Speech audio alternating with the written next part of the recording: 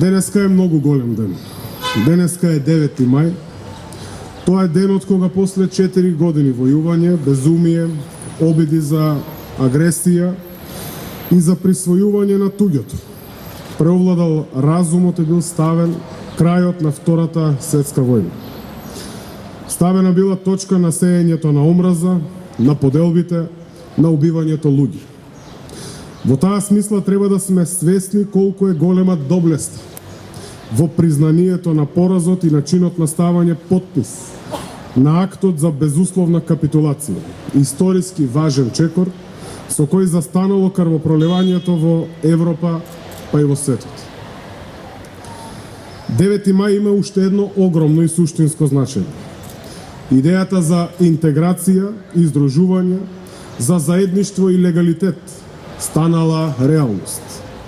Големиот чекор и пред се свеста и визијата на Роберт Шуман, инкорпорирани по неговата Шуманова декларација, биле и ќе останат постулатот со кој Европа се трансформирала од воено во економско поле, плодно и потенцијално.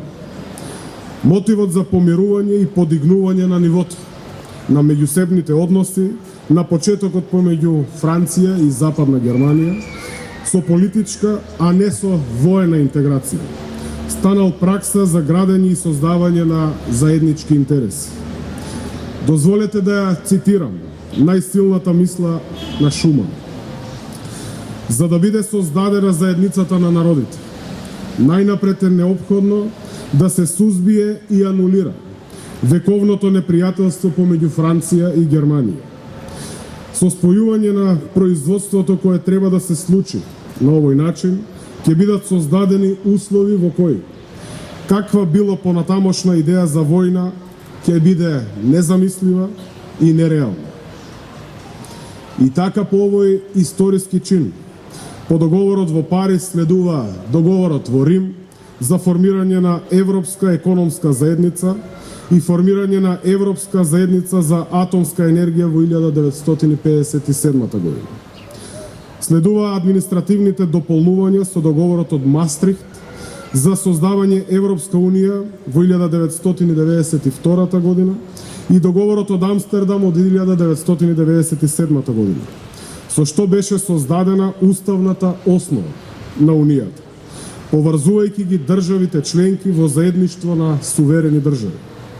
Заедницата која најпрвим броеше само 6 земји членки основачи, и тоа Белгија, Франција, Германија, Италија, Луксембург и Холандија, а веќе во 1973 година беше проширена со уште 3 земји.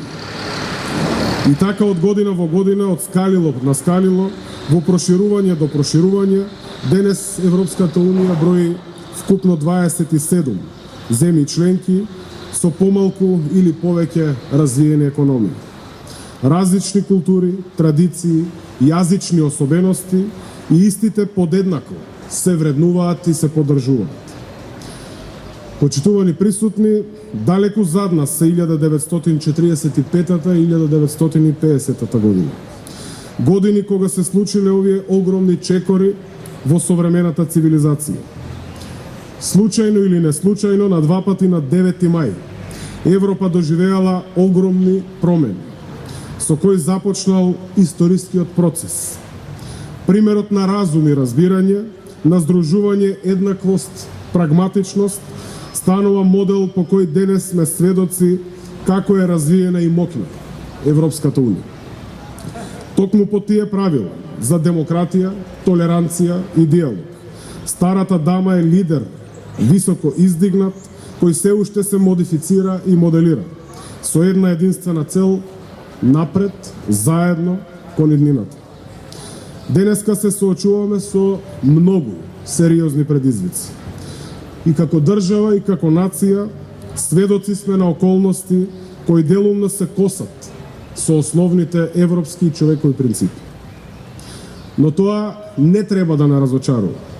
Напротив, треба да не мотивира и да ни дава сила за уште посилно чекорење кон патот на демократијата. Македонија е во Европа. Точно каде е местото, но не само географски, туку и суштински. Имаме јасна и недвосмислена определка. Поставените темели на државноста, хронологијата и еволуцијата се фундаментално поврзани со неколку наши, слободно можам да кажам, светски лидери, кои секој со своите квалитети и знаења го унапредувале и развивале нашиот државотворен систем, кој за волја на вистината секогаш бил и ќе биде на вистинската страна. Тоа е заветот кој сите ние го носиме и како генерација имаме должност да го исполниме. Со мудрост, но и со тактика, со честни и искрени мотиви, со здруженост и без никакви поделки. Сега, кога е најпотребно, треба да се фокусираме на нашата иднина. Да бидеме сплотени на еднаков начин и по примерот на здружувањето на европските народи во заедница. Ајде да се обидеме да ги надминеме ситните дневно-партиски, локални проблеми и да започнеме со големи европски чекори. Јас верувам во тоа и тие принципи ги негувам и согласно нив делувам. Драги пријатели од Европа, драги присутни од Македонија, нека ни е вечен 9 мај, датумот кој за секогаш оставил неизбришлива трага и поставува символ на заедништво.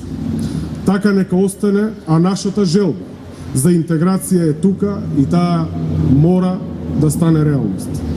Нека ни е честит 9 мај.